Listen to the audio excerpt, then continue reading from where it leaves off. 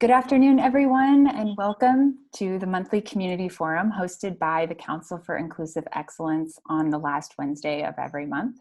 I am Erin Chanel. I work with Gloria Noronha and for you all in the Diversity, Equity, and Inclusion Office for my field placement for the MAOP program here at William James. Today, we are very excited and honored to introduce Mike Green to speak with us. He is a speaker, writer, author, a national consultant, a cultural and economic strategist. He is chief strategist at the National Institute for Inclusive Competitiveness and a co-founder of the Common Ground Conversations on Race. In the short time that I have listened to Mike, he has given me tools that I've already started to use. So with no further ado, let's all please join together and welcome Mike Green. Well, thank you very much. If possible, I'm going to try to share my screen now.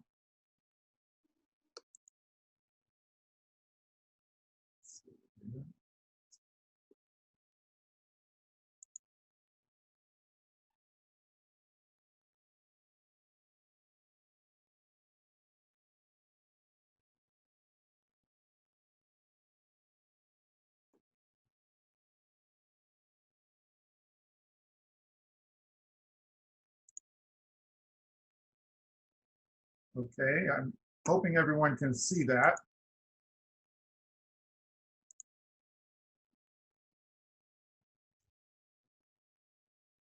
Looks good, Mike. Okay, thank you. So thank you for the introduction, really appreciate it. Thanks to the leadership, faculty, and staff of William James College for the opportunity to speak to you all today as you begin the school year in uncertain and challenging times across our nation. Amid this COVID crisis, shutdown, and slow reboot of the economy and widespread racial unrest and protests over longstanding systemic problems, and even in the case of yesterday's cantankerous presidential debate, I bring you good news. But before I can express it to you, I need to offer a sobering backdrop. So instead of giving an inspirational or motivational speech, I'd like to offer you a story that I hope you will remember to tell others, because stories have a great capacity to inform, empower, and change hearts. So the story I offer will have new information you've likely never heard before, and it may possibly challenge you in a way that you may never forget. So let me begin by giving you a common frame of reference. We all live on one planet as part of one human species, right? We're all part of one human race and one human family, and like every family, we all come in different sizes and shapes. But we have one human value. It's all the same, right? That's the way children think of it. And as children, we see this variety of humans through a lens that places the same value on human life. But as adults, we ascribe different values to people. And there's no formal training, but we've all been exposed to a host of influences in society throughout our lives that teach us to place different values on human beings. Ironically, if we surveyed children about the value of human life, we would actually hear a much different tone than if we asked adults. Most children start their lives being taught a basic philosophy of consideration. That's what I teach my children. They practice this social contract with family and friends before venturing out into society. But as adults, our priorities change, which affects our behavior toward others. So when we're born, our life journey begins, and so does the story of who we are. In other words, our his story and her story starts at birth. But let's be frank, we were all born into a society that was born long ago, long before we arrived on the scene. And it's incumbent upon us all to gain knowledge and understanding of the true history of the society into which we are born and raised, because we have not only inherited that societal history, but we've also inherited the power to change the course of that history during our own life journey. Now, we may not like the dynamics of the society we inherited, but society isn't stagnant. It changes. And each generation has the opportunity to make that change.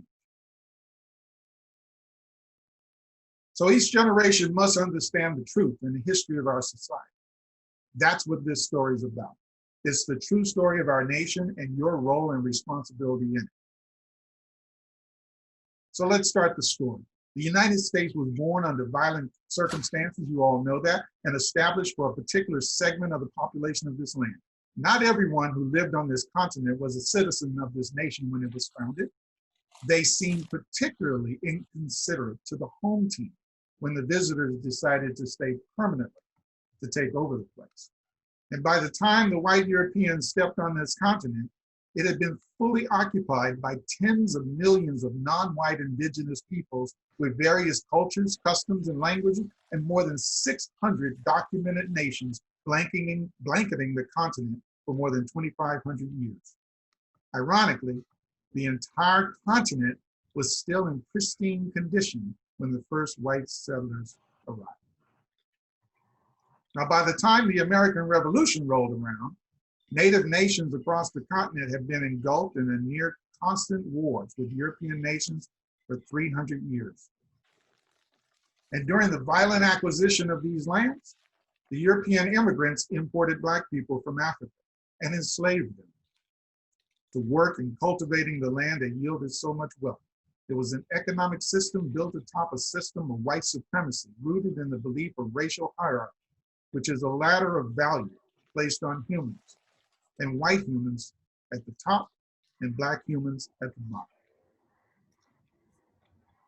When the United States was born in 1776, it was established for the benefit of a particular European people.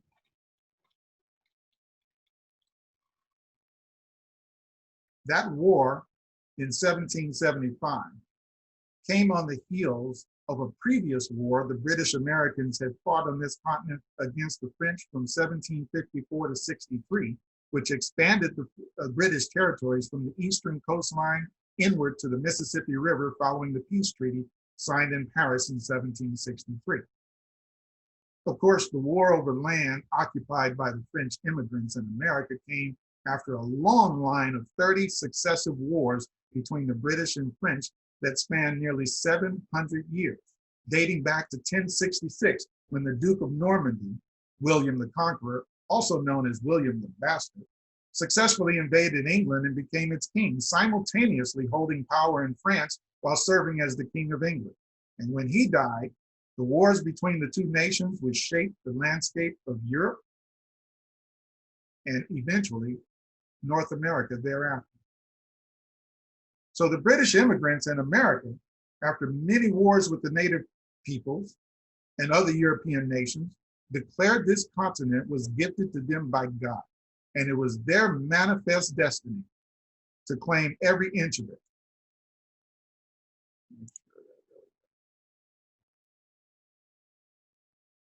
The people who had lived here for millennia were stunned. The idealism of ownership of land and resources through which personal wealth can be developed came into direct conflict with the idea of sharing lands and resources, which was the status quo on this continent for millennia, long before European immigrants arrived with their new economic structure. The European history of taking ownership of lands and resources was victorious over the egalitarian culture practiced by the native nation. But victory required a string of wars with constant conflict on this continent that lasted more than 300 years. Now, after their victory over the French in 1763, the British Americans became disenchanted with their king's taxation policy, as both Great Britain and British America tried to recover from a long, costly war. And as the king raised their taxes, the Americans determined they preferred complete sovereign control over the lands they occupied rather than submit to continued governance of their king. Now, note the fact that I didn't say they were fighting for freedom, because they weren't. They already had the freedom to establish cities, states, infrastructure, economies, homesteads, and systems of governance and leaders. They even had freedom to enslave others while making their own laws and enforcing those laws. No, freedom was not the reason the British American immigrants waged war against their king. They sought sovereign ownership over the lands they had already claimed and lands they were still fighting the natives to acquire. This may not be quite the story you've been told about the American Revolution and the founding of this nation. But after today, I think you may want to review the history being taught to our nation's youth with a little more scrutiny. In 1776, the British Americans declared themselves to be the sole sovereign owners of a new nation, and the nation they established would be for white citizens only. Now, the oldest constitution formed during this time was the 1780 Constitution of Massachusetts, just 4 years after the Declaration of Independence. It was written by John Adams, and it became the template from which the US Constitution would be produced a decade later. It contained a specific declaration that every elected official had to recite. I, name, do declare that I believe the Christian religion and have a firm persuasion of its truth, and that I am seized in my own right of the property required by the Constitution as one qualification for the office or place to which I am elected. This was the birth of a white nation. Its leadership was determined by 4 criteria: white, male, landowner, professing Christian. And for nearly 100 years, white people were the only citizens of this nation. But they were not all of one mind. They fought over the fate of non-white peoples who were not allowed to be citizens of the new nation. Now, they did agree on the fate of the native peoples, which they either segregated by removing them out from their original homelands or removed them from the planet altogether. But they disagreed on the question of whether to enslave Black people who were imported to this continent starting in 1619. And of course, Black people could not be citizens of the new nation, even if some states in the Union were tolerant of their freedom. And at the outset, there were more slave states than free. But even in the free states, Black people were not considered to be equal to white citizenry at any level of socioeconomic status.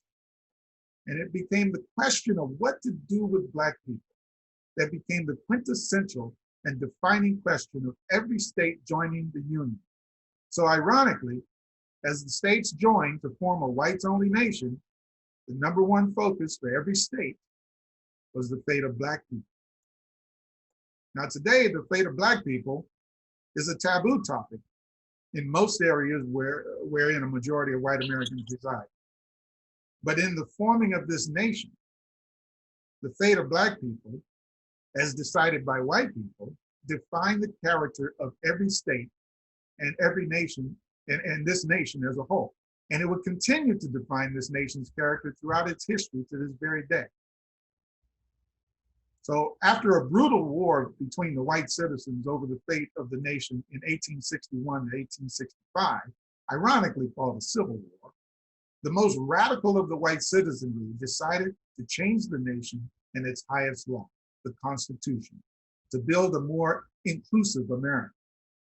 And the notion of including non-white people as equal to white people in a white nation was a radical idea. And the name that these people received, white radicals, proudly stuck.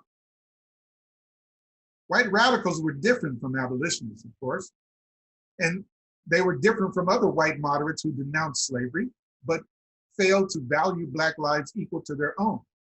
White radicals were quite exceptional because they prioritized Black lives, and they determined that Black people should not just be free from slavery, but also be economically and politically empowered and regarded as equal to white citizens in every state of the Union. That's a radical idea. And this radical ideology was a great departure from the fundamental framework upon which the nation was built. And it did not sit well with white supremacists, whether they were moderate or extremists. The alignment between the two sides, moderate and extreme white supremacists, was that both were rooted in the belief of racial hierarchy, which is a ladder of human value that ascribes the greatest value to white humans and lesser values to non-white humans, with Black humans at the bottom of the ladder with the least value. And while both sides believed in white supremacy atop the ladder of racial hierarchy, and both agreed Black people were not equal to white people, they disagreed on the issue of slavery and how Black people should be treated. Now, it should be noted that white moderates and white extremists disagreed with the white radicals. But the white radicals leveraged their brief time in Congress to irrevocably change the nation in a way that would cause a continual struggle between Black and white people for generations to come, including our present day generation. So if you don't know about white radicals, it's because you've never been taught that in your history or your economics or your social studies in school. We inherited a political and economic feud over power and the identity of this nation. And that feud began in the immediate aftermath of the Civil War in 1865, when the white radicals took over Congress and they did the following. They changed the Constitution 3 times, the 13th, 14th, and 15th Amendments. They introduced the first Civil Rights Act in 1866. There would be 7 others to come after that. They created and funded a Freedmen's Bureau and a bank to economically empower Black people with land, wealth opportunity, and financial capability. They allocated congressional funding to empower the newly freed Black people and provide them with food, clothing, shelter, education, job training, protection, and jurisprudence. They paved the way for institutions of higher education, HBCUs, historically Black colleges and universities, to be built for the new citizens and prioritize their success. More than 100 HBCUs will be built between 1865 and 1965. They opened the door for political empowerment and representation in Congress for Black people. In other words, they prioritized Black lives. It was their #1 reason for changing this nation and all of its systems and policies. And this unprecedented reformation, redesign, and reconstruction of the former whites-only nation that had been established before the Civil War, that process took only 7 years. And can you imagine in the next 7 years, we doing something like that to reform, reconstruct this nation, redesign it in a way that becomes a multicultural, inclusive America? Can you imagine that? I consider those years, those 7 years from 1865 to 1872, the greatest era in American history. And never before or since has so much been done for non-white people in this nation in such a short amount of time. And in the same period of time, the white supremacists fought against every change. But since radicals controlled the Congress, they forced the changes through over the objections of a white supremacist president. But the one critical battle that they lost was the funding of the Freedmen's Bureau.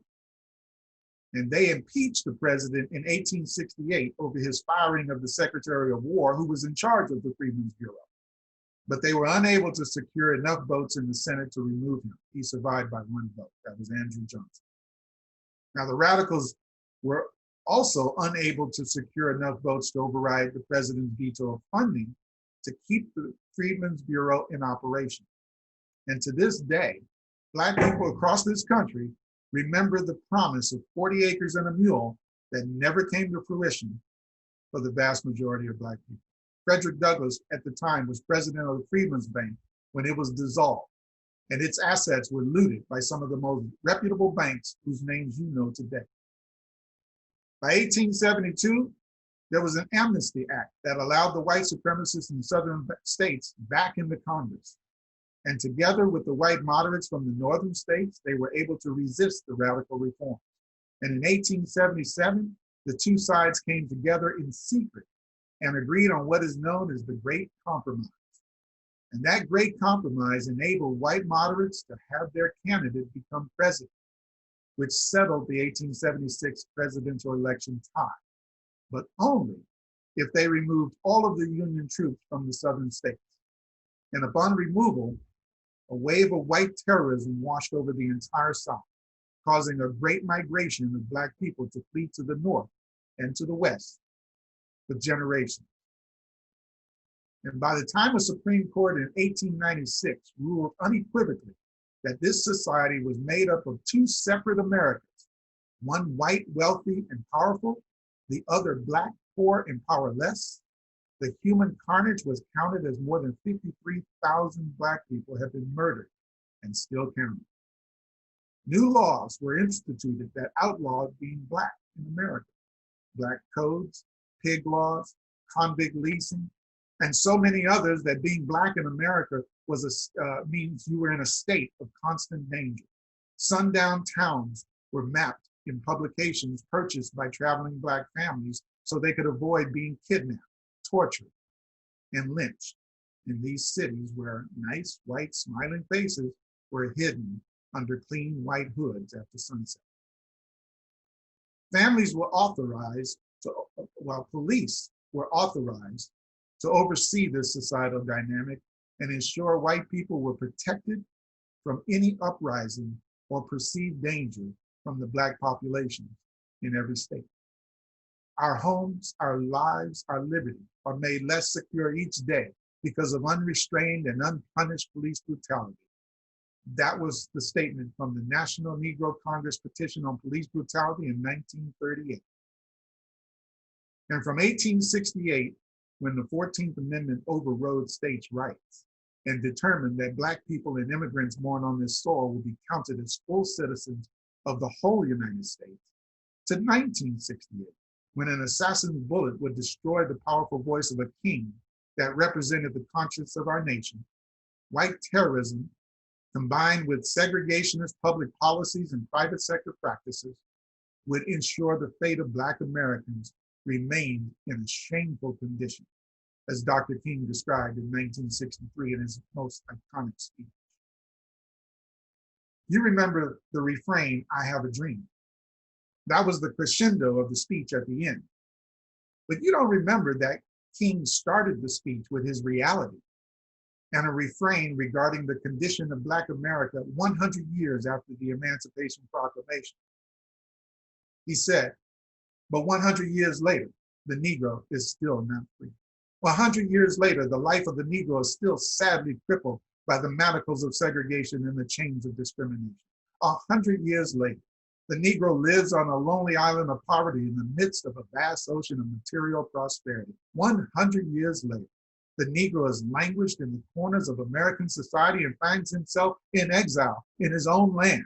And so we've come here today to dramatize a shameful condition.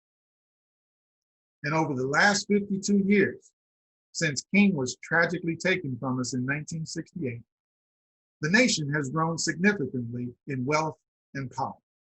From World War II to today, the US has evolved from a manufacturing economy to a tech-based, globally competitive innovation economy, fueled by a fourth industrial revolution that has accelerated the pace of obsolescence and introduced a need for an entrepreneurial mindset across the nation and a culture across all industries.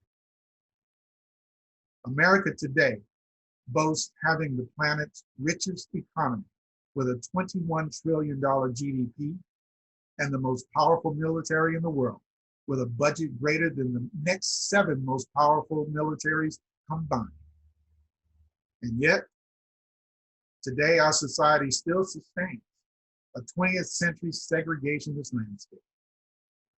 It still marginalizes the most vulnerable population. It still prioritizes white beneficiaries of the status quo of 20th century segregationist policies and practices. It still serves the most vulnerable populations with the worst quality schools the world's richest nation can afford. It still discriminates against the most vulnerable populations in housing and in banking.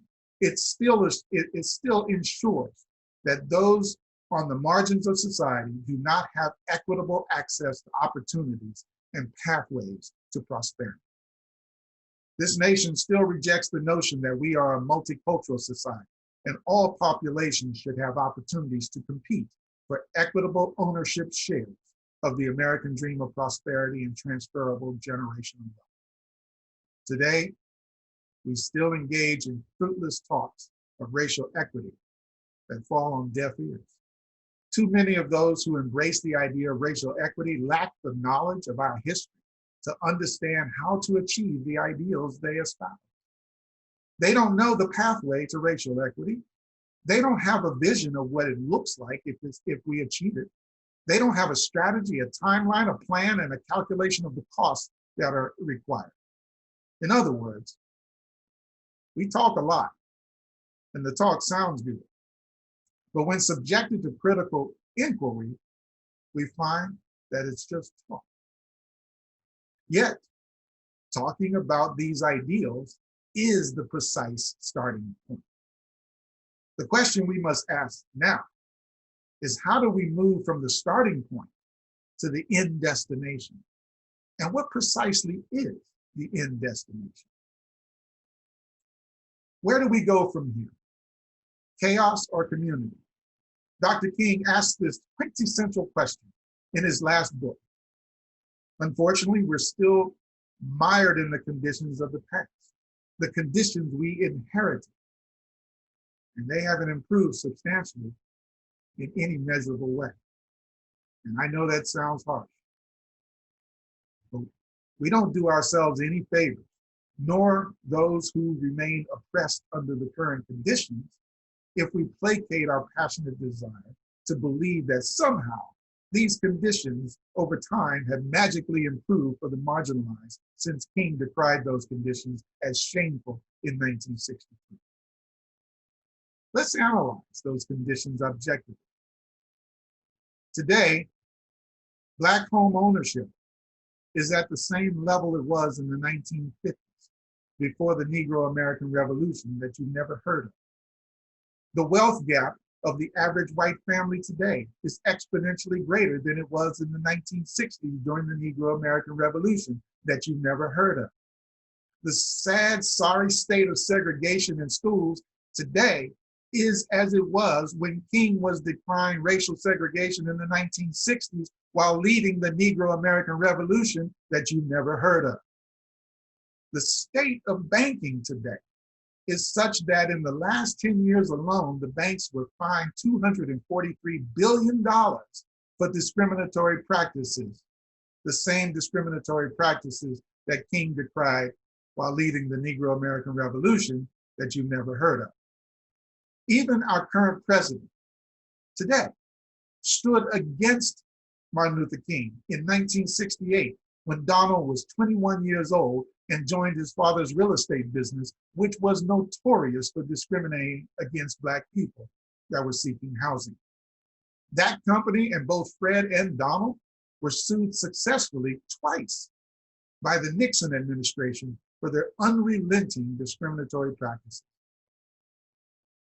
3 issues: discrimination in education, housing, and banking were precisely the issues that gave rise to the Negro American Revolution in 1963. End segregation in schools, end discrimination in housing, and end discrimination in banking and access to capital. That's what the demands were. And yet, here we are today, watching 2 elderly white men debating who will make a better president, while neither has prioritized these 3 principal issues.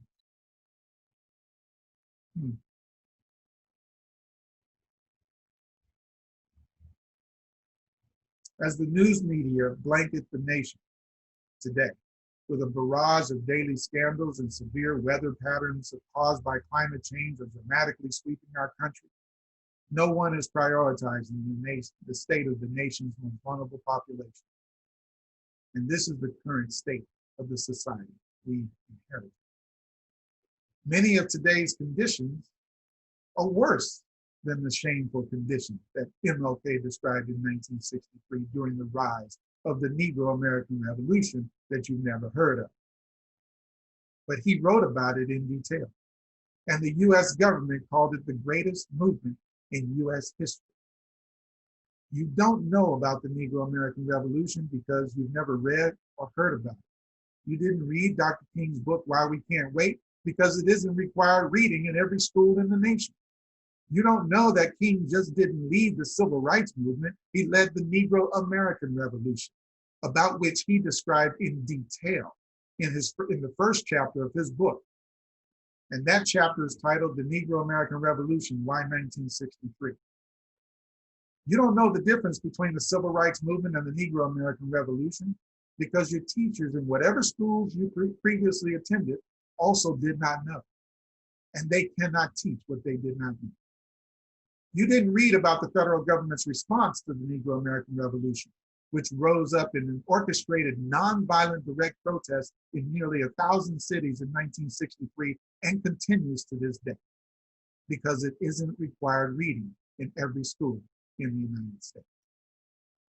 The Department of Labor in 1965 published a research report titled The Negro Family, The Case for National Action. You didn't read the first chapter of that report, which is titled The Negro American Revolution.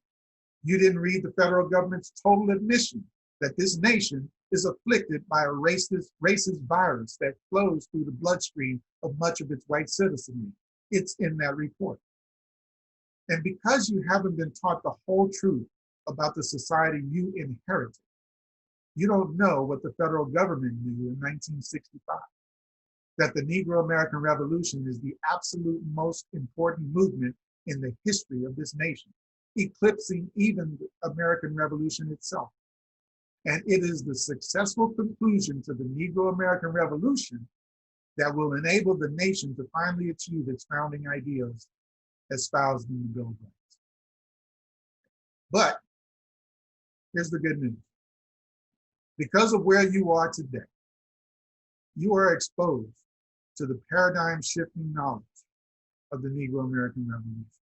Because of where you are today, you will gain a realization of the power you have inherited to not only pursue your individual ambitions and aspirations, but to fully understand your role as a citizen with power to influence society today and to redesign, reform, and reconstruct this society that you inherited to be the society that you want to pass on to the next generation.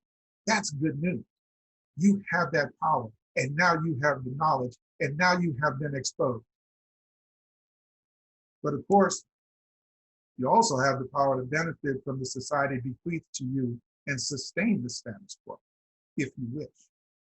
As beneficiaries of a 20th century segregationist society, you can maintain the same public policies you inherited and the private sector practices that you inherited that will benefit a particular segment of a 21st century society. You can do that.